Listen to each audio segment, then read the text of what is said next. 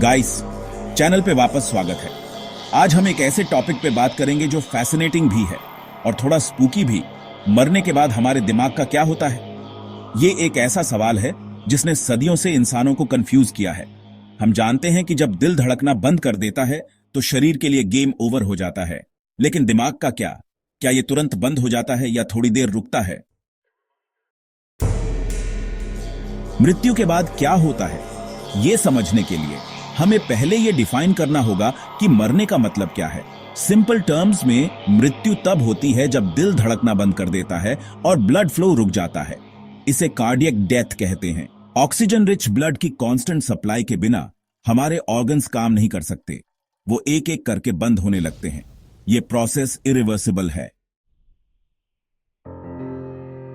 ये रही इंटरेस्टिंग बात। जब हम ऑक्सीजन के बारे में सोचते हैं तो सबसे पहले सांस लेने की प्रक्रिया दिमाग में आती है।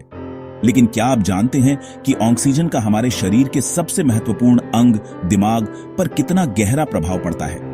दिमाग, जो हमारे शरीर का कंट्रोल सेंटर है, न केवल हमारे विचारों और भावनाओं को नियंत्रित करता है, बल्कि यह हमारे शरीर के हर हिस्से को निर्देशित करता है। यह एक जटिल नेटवर्क है जो निरंतर ऑक्सीजन की आपूर्ति पर निर्भर करता है। ऑक्सीजन की कमी के प्रति बहुत सेंसिटिव होता है। जब दिमाग को पर्याप्त ऑक्सीजन नहीं मिलती तो यह तुरंत संकेत भेजता है कि कुछ गलत है। ये संकेत हमारे शरीर को चेतावनी देते हैं और हमें सांस लेने के लिए प्रेरित करते हैं। ऑक्सीजन के बिना कुछ सेकंड भी नुकसान पहुंचा सकते हैं। उदाहरण के लिए, जब हम अपनी सांस रोकते हैं तो हमें जल्दी ही असहज महसूस होने लगता है। यह दिमाग का तरीका है हमें यह बताने का कि हमें तुरंत ऑक्सीजन की जरूरत है। फिर भी दिमाग तुरंत नहीं मरता।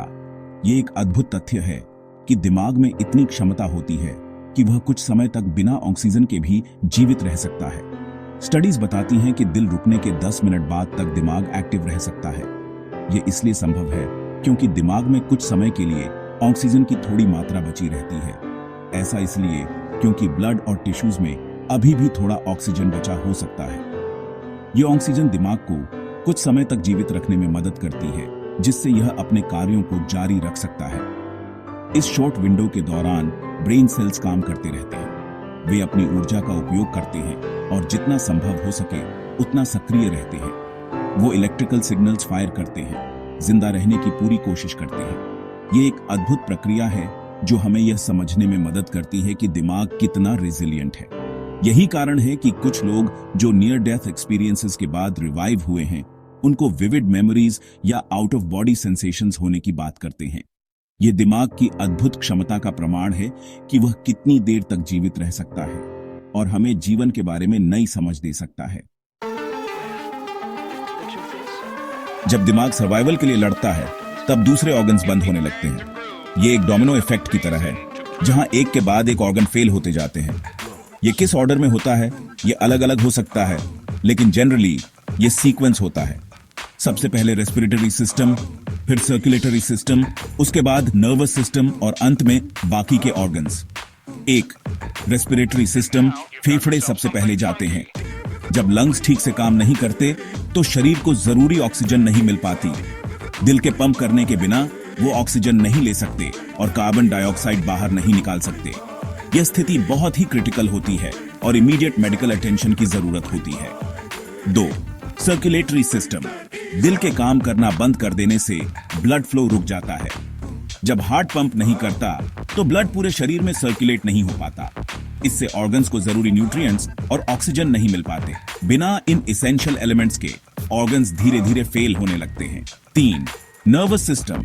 ऑक्सीजन की कमी से दिमाग बंद होने लगता है। दिमाग के सेल्स को ऑक्सीजन की बहुत जरूरत होती है और इसकी कमी से ब्रेन डैमेज हो सकता है।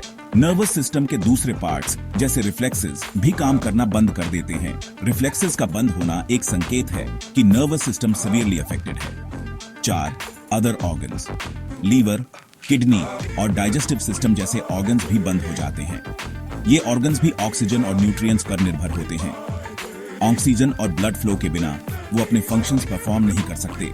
इस स्थिति में पेशेंट को बचाना बहुत मुश्किल हो जाता है और यह एक मेडिकल इमरजेंसी बन जाती है। सेक्शन 5, समय की टिक टिक। अंगों के काम करने की समय सीमा। समय एक महत्वपूर्ण कारक है जब हम अंगों की वायबिलिटी की बात करते हैं। हर अंग का अपना एक विशिष्ट समय होता है जिसके बाद वह काम करना बंद कर देता है। अंगों को मरने में कितना समय लगता है ये अलग अलग होता है। यह समय इस बात पर निर्भर करता है कि अंग कितना महत्वपूर्ण है और उसे कितनी जल्दी मेडिकल अटेंशन मिलती है। दिमाग 10 मिनट तक चल सकता है। अगर दिमाग को ऑक्सीजन नहीं मिलती तो ये जल्दी ही काम करना बंद कर देता है। इसलिए ब्रेन इंजरी के मामलों में तुरंत एक्शन लेना बहुत जरूरी है। दिल, अगर तुरंत इंटरवेंशन हो तो कुछ मिनटों में फिर से शुरू हो सकता है। सीपीआर और डिफिब्रिलेशन जैसे टेक्निक्स दिल को फिर से चालू करने में मदद कर सकते हैं। मेडिकल इंटरवेंशन से फेफड़े 1 घंटे तक काम कर सकते हैं। फेफड़ों को ऑक्सीजन की जरूरत होती है और वेंटिलेटर्स इस प्रक्रिया में महत्वपूर्ण भूमिका निभाते हैं। लीवर, लगभग 12 से 24 घंटे।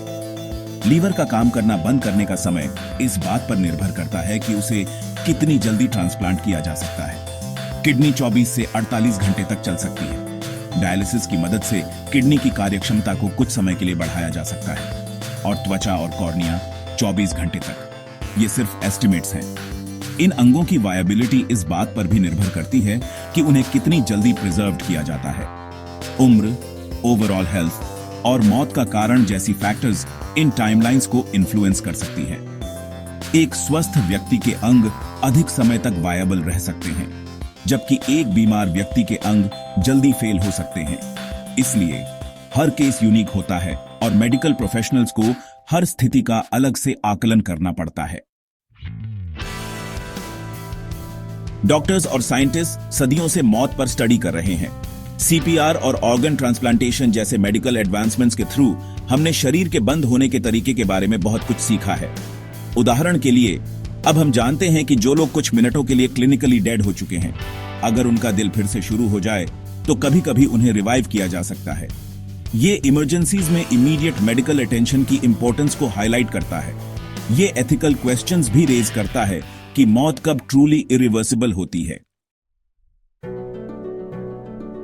मौत के प्रोसेस को समझना सिर्फ मॉर्बिड क्यूरियोसिटी के बारे में नहीं है, इसके रियल वर्ल्ड इंप्लीकेशंस हैं। मेडिकल फील्ड में ये डॉक्टर्स को मौत का समय डिटरमिन करने और रिससिटेशन टेक्निक्स इंप्रूव करने में मदद करता है। ऑर्गन डोनेशन के लिए ये जानना क्रूशियल है कि सक्सेसफुल ट्रांसप्लांट्स के लिए ऑर्गन्स कितने समय तक वायबल रहते हैं। और लीगल मैटर्स में ये इनहेरिटेंस, इंश्योरेंस और क्रिमिनल इन्वेस्टिगेशन से जुड़े केसेस में इंपॉर्टेंट है। ये फैक्ट कि कुछ ऑर्गन्स मौत के बाद कुछ समय तक सर्वाइव कर सकते हैं, एथिकल डिलेमास रेज करता है, खासकर ऑर्गन डोनेशन के रिगार्डिंग। क्या हमें ऑर्गन्स हार्वेस्ट करने से पहले दिमाग के पूरी तरह से बंद होने का इंतजार करना चाहिए? ये कॉम्प्लेक्स इश्यूज हैं जिनके इजी आंसर्स नहीं हैं। तो गाइस, ये रही बात। इंसानी शरीर एक कॉम्प्लेक्स और अमेजिंग मशीन है। मौत में भी इवेंट्स का एक फैसिनेटिंग सीक्वेंस होता है। हमने मौत को समझने में काफी प्रोग्रेस की है, फिर भी ये जिंदगी के सबसे बड़े मिस्ट्रीज में से एक है।